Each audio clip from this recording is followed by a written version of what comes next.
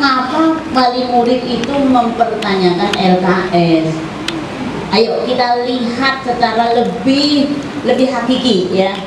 Sesungguhnya wali murid itu ingin tahu bukti fisik siswa anaknya itu belajar itu bukti fisiknya yang selama ini diketahui adalah melalui LKS. Siapa yang mengkondisikan itu? Sekolah. Iya, itu dia. Ya. Ya jadi ya tidak salah wali murid menanyakan LKS-nya kok kosong, tidak salah. Karena dia sudah membayar, sudah menitipkan anaknya, sudah memenuhi kewajibannya, hak-hak anak, hak-hak yang harus diperoleh anaknya itu apa? Nah, salah satu buktinya adalah yang bisa terlihat langsung adalah LKS itu secara kognitif. Ya, nah untuk ke depan bagaimana? Nah inilah yang akan kita bahas nanti di kurikulum merdeka. Jadi Bapak Ibu guru justru diberi kewenangan untuk membuat bukti fisik ya, yang bisa dijadikan bukti fisik bagi orang tua murid yang menunjukkan bahwa oh anakku sudah belajar apa hari ini, ada buktinya seperti itu.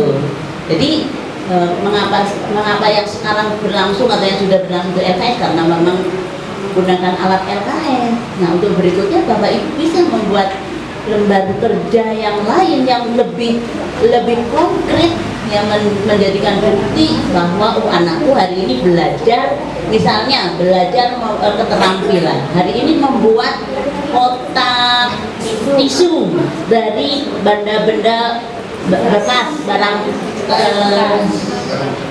bekas ya, membuat wadah tisu dari barang bekas, itu contoh yang keterampilan. Bukti konkret kan, bawa pulang tunjukkan ke orang tuanya atau dijual pada acara pertemuan wali murid di dalam open house, di dalam acara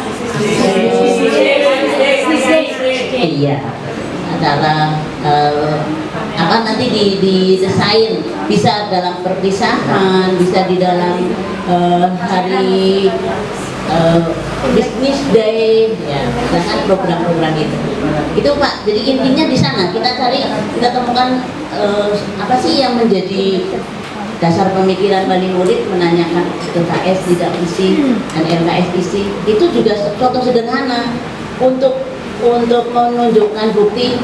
Misalnya ini ada anak kelas paralel nih, 4A, 4B atau 3A, 3B dan seterusnya. Anak 3B LKS-nya penuh, tapi anak 3A LKS-nya kosong. Nah, ini wali murid jangan dikira wali murid itu tidak punya grup, dia punya grup pribadi, grup wali murid. Loh, kok ramai? Ya, artinya sekarang itu tidak bisa ditutup-tutupi bahwa wali murid itu pasti akan memantau perkembangan anaknya. Dia bisa membandingkan, oh muridku, anak saya di kelas anak sama orang tua murid nih kan kadang-kadang sedang merumpi ya, merumpi di WhatsApp, merumpi secara langsung, kita akan membandingkan. Nah, untuk itu ini untuk kita ya. Jadi kondisi yang disampaikan Pak Yudi itu sebagai feedback untuk kita sebagai guru. Jadi pesan saya dalam hal ini untuk teman-teman, hendaknya ketika melakukan sebuah pembelajaran yang kelasnya paralel, di kelas paralel itu kan sudah punya target tuh, ada capaian, nanti kita bahas capaian pembelajaran, ada target capaian pembelajaran. Seyogianya di guru sama paralel kelas itu bersinergi artinya saling berkoordinasi, berkolaborasi. Kelemahan atau kita sama-sama ya, tadi kita sebagai makhluk, semua manusia, semua kita punya kelebihan dan punya kelemahan, tidak ada yang sempurna. Nah, di titik kelemahan kita inilah fungsinya kolaborasi. Kita terbuka di Merdeka Belajar harus begitu ya, terbuka, bisa menerima, bisa terinspirasi ya. Bukan berarti gengsi kalau Bapak Ibu guru menggunakan teknik atau metode yang digunakan oleh guru lain. Suatu saat guru lain itu juga bisa menggunakan teknik kita. Jadi berkolaborasi sehingga target yang di capaian pembelajaran pada fase tertentu yang diampu oleh beberapa guru yang berbeda dengan kondisi kemampuan yang berbeda akan relatif memberikan hasil yang relatif sama pada siswa. So, ya, itu pertanyaan Kak Yudi tadi ya. Baik, berikutnya untuk dari Bu Dewi tadi request untuk menghadapi kasus yang seperti disampaikan oleh Bu Naili tadi, bahwa ada siswa yang dengan masing-masing karakternya. Maka kita sebagai guru di kurikulum Merdeka ini ada proses pembelajaran berdiferensiasi. Nah, itu kita akan bahas secara tersendiri nanti. Seperti apa pembelajaran berdiferensiasi, apa saja yang harus disiapkan oleh guru, fasilitas apa yang perlu disiapkan, kemudian juga bagaimana teknik atau metode yang bisa diterapkan. Nanti kita jawab di sesi berikutnya ya. Kemudian asesmen awal yang akurat, ini pertanyaannya Bu. Untuk asesmen yang akurat, nah ini kembali kepada kita. Tadi yang disampaikan oleh Pak Rudi tadi, kepercayaan diri ya, self confidence, kepercayaan diri. Ketika peserta didik kita tertanam rasa percaya dirinya, maka dia tidak mudah untuk nyontek, karena dia tidak yakin orang lain yang benar. Saya benar kok. Nah, itu tidak simsalabim, tapi harus kita bangun. Bapak Ibu guru yang mengkondisikannya, ya, Bapak Ibu guru yang mengkondisikannya. Contohnya bagaimana yang sederhana? Misalnya cita-cita seperti itu. Iya, kalau anak-anak kecil masih labil ya. Sekarang cita-cita ingin jadi pilot, besok ingin jadi dokter, lusa berganti lagi ingin jadi perenang, bisa jadi itu. Nah, lihat-lihat. Nah, kalau hal yang lebih asesmen awal yang dimaksud di kurikulum Merdeka ini adalah memang benar-benar memetakan kondisi awal siswa. Caranya bagaimana? Nah, ketika kita memberikan instrumen atau alat untuk mengukur daya belajar ataupun mengukur minat, itu ya beri peluang, jangan diberi peluang dia untuk bekerja sama kalau secara teknis. Kalau secara pemahaman ya kita sampaikan, anak-anak atau kalian coba tulis sesuai dengan apa yang ada dalam pikiran kalian, yang kamu rasakan. Tidak usah melihat temannya. Nah, itu bisa dikondisikan ya, itu Bu Uli. Dan ada instrumennya. Kalau untuk daya belajar ada instrumen yang bisa dipakai ya, bisa dipakai. Bisa untuk mengukur diri kita juga, bukan hanya murid kita saja. Saya termasuk gaya belajar visual. Mohon maaf Ibu, kalau misalnya di dalam asesmen awal ini, kita kan ada bentuk soalnya nanti yang bersifat kognitif dan non kognitif misalnya seperti itu. Ya. Nanti kalau misalnya kita biar tidak mencontek-contek itu kata Bu itu, bagaimana kalau misalnya kita kirimnya lewat Google Form? Boleh. Nah, sebelum betul-betul masuk pembelajaran, mungkin kan kita sudah punya data, akhirnya kita bagus. Itu salah satu strategi ya. Strategi, dan pastikan ya siswa kalau untuk kelas 1 berarti orang tua. Nah ini hati-hati Google Form yang tidak mencontek, tidak mencontek, tetapi itu pekerjaan orang tua, pikiran orang tuanya ini sama aja. Terobsesi oleh orang tuanya justru. Itu Bu ya. Jadi plus minusnya tetap ada. Dalam konteks ini untuk memetakan tadi gaya belajar ataupun tidak, sebenarnya offline pada saat daring seperti ini, pada saat luring ya, Oke. Kemudian pertanyaan Bu Mimi ini ya, Bu Mimi dan Bu Ulwi tadi masih ada gabungannya. Untuk siswa yang melampaui target, nah apakah boleh naik kelas dulu gitu ya, dan sebaliknya ya. Baik Ibu Bapak, untuk kurikulum Merdeka itu kita mengenal fase A, fase B, fase C untuk SD, FI. Fase A itu terdiri atas kelas 1 dan kelas 2, fase B kelas 3 dan 4, fase C 5 dan 6. Nah, pertanyaannya, bagaimana untuk yang Mbak Mimi tadi ya? Anaknya sudah kelas 6, tetapi ada target di fase B, katakanlah, yang belum terpenuhi. Bisa jadi. Nah, di kurikulum Merdeka sesungguhnya ini masih menjadi tanggung jawab lembaga, masih menjadi tanggung jawab lembaga. Artinya ketika anak secara usia dia sudah masuk di fase B secara usia, tetapi di kematangan berpikir bisa jadi ada materi-materi yang belum tercapai, begitu. Nah, bagaimana cara solusinya? Disinilah pentingnya kolaborasi antara guru ya di tiap-tiap fase pertama. Jadi pada proses penyusunan ATP nanti ya, pada alur tujuan pembelajaran, pada proses penyusunan ATP itu seyogianya kerjasama kolaborasi antara guru dalam satu fase, karena di dalam satu fase itu ada sekian target capaian pembelajaran. Nah, untuk mencapai target capaian pembelajaran di sebuah fase, nah tentu saja dua guru dalam hal ini adalah guru kelas 1 dan guru kelas 2 untuk fase A contohnya. Dia berkolaborasi untuk menurunkan dari tujuan pembelajaran dan meramu alur pencapaian tujuan pembelajaran itu dari fase A awal kelas 1 sampai kelas 2. Ini kolaborasi. Sehingga ketika anak sudah secara usia masuk ke kelas 2 atau tetapi dia masih di fase A, bisa jadi target di fase A untuk kelas 1 itu belum terpenuhi oleh seseorang siswa.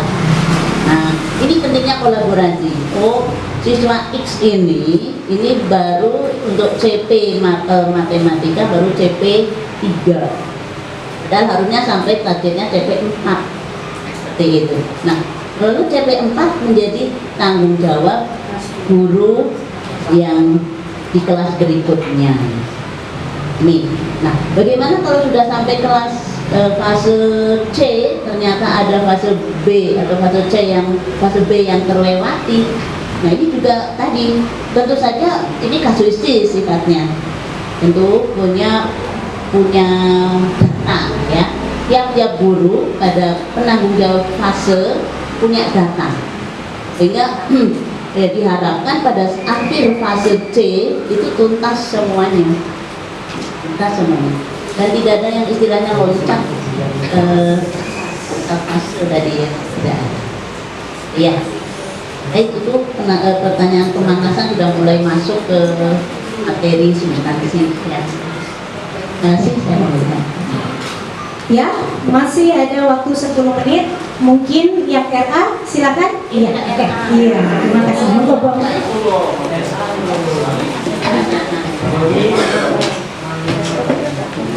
Bismillahirrahmanirrahim. Bunda mau bertanya, ini tadi soalnya asesmennya kan kelas 1, 2. Untuk asesmen awal yang akurat untuk RA itu seperti apa atau mungkin ada jangka waktunya? Karena mungkin yang diketahui bersama bahwa di awal masuk RA itu kami mengadakan observasi siswa sebenarnya. Observasi siswa ternyata setelah kenyataan di lapangan mereka itu mengalami perubahan. Ya, seperti itu loh. Jadi untuk pemetaan asesmen awal untuk di RA itu seperti apa, Bunda? Itu pertanyaan saya.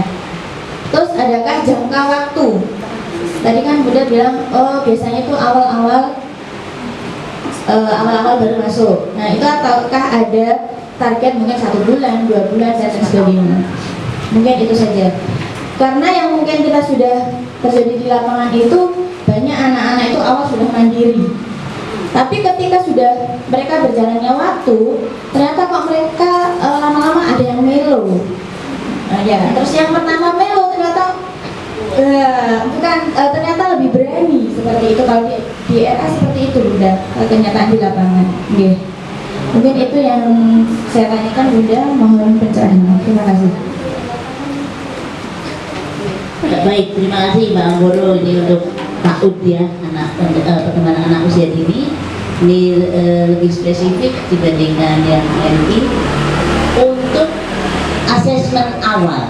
Nah, asesmen awal saya tambahkan lagi penjelasan bahwa tadi asesmen awal tahun ya, yang saya jelaskan asesmen awal tahun.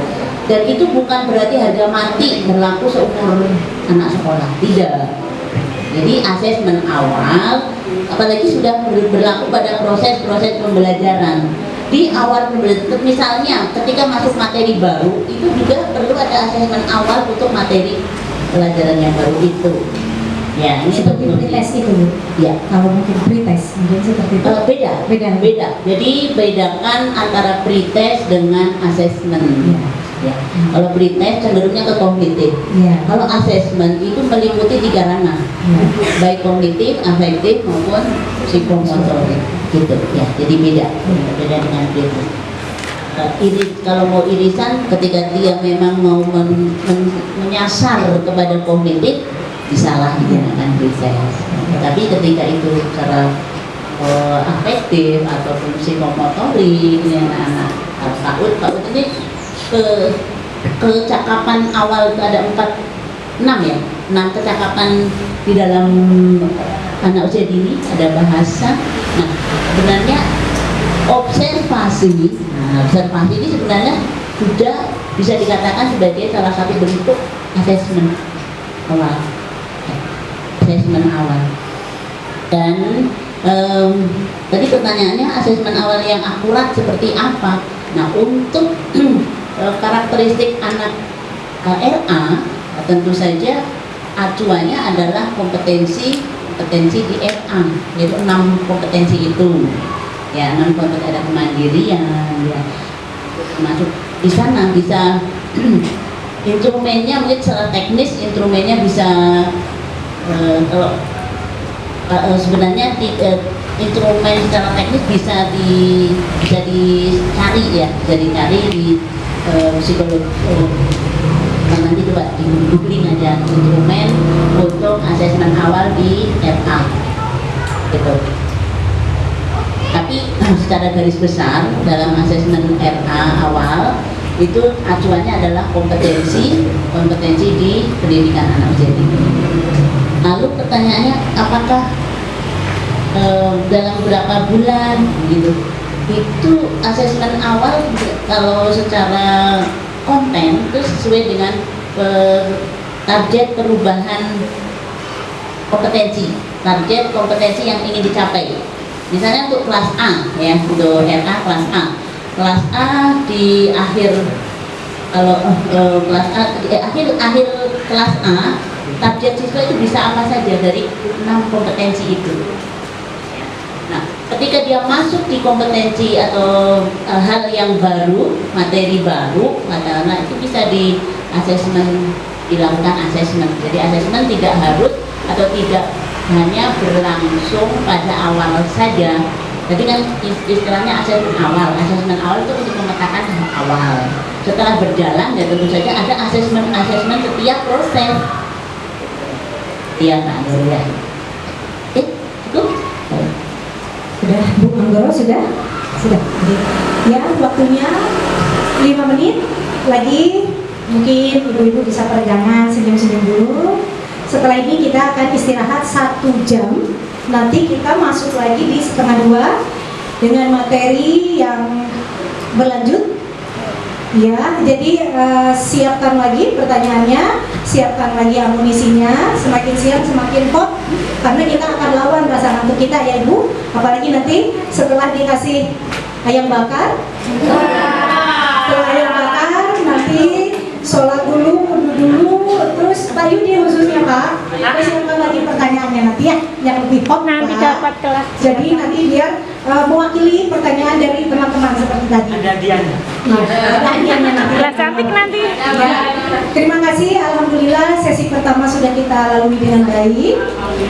Alhamdulillah, semoga nanti di sesi selanjutnya kita lebih antusias lagi, lebih semangat lagi. Oke, ya, Bu Mimi, Bu Hanum, nanti ditunggu pertanyaannya untuk siang hari ya. Jadi, yang sudah pagi hari Nanti silakan pending dulu pertanyaannya. Siang-siang silakan lagi pertanyaannya untuk yang lain. Pak Firdaus, nanti kita tunggu pertanyaannya. Oke? Terima kasih. Assalamualaikum warahmatullahi wabarakatuh.